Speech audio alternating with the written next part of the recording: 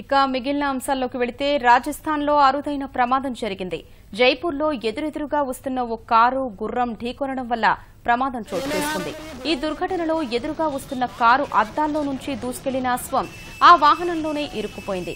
ఎటూ కదల్లేని స్థితిలో ఉన్న గుర్రాన్ని కాపాడేందుకు అధికారులు ప్రయత్నిస్తున్నారు.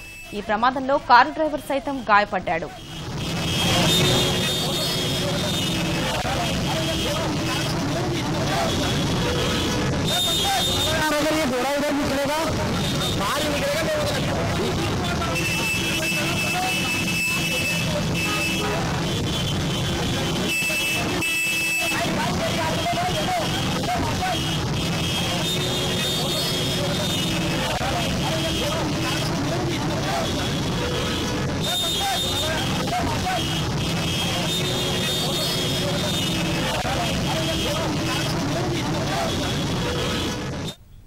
రాజస్థాన్లో అరుదైన ప్రమాదం జరిగింది.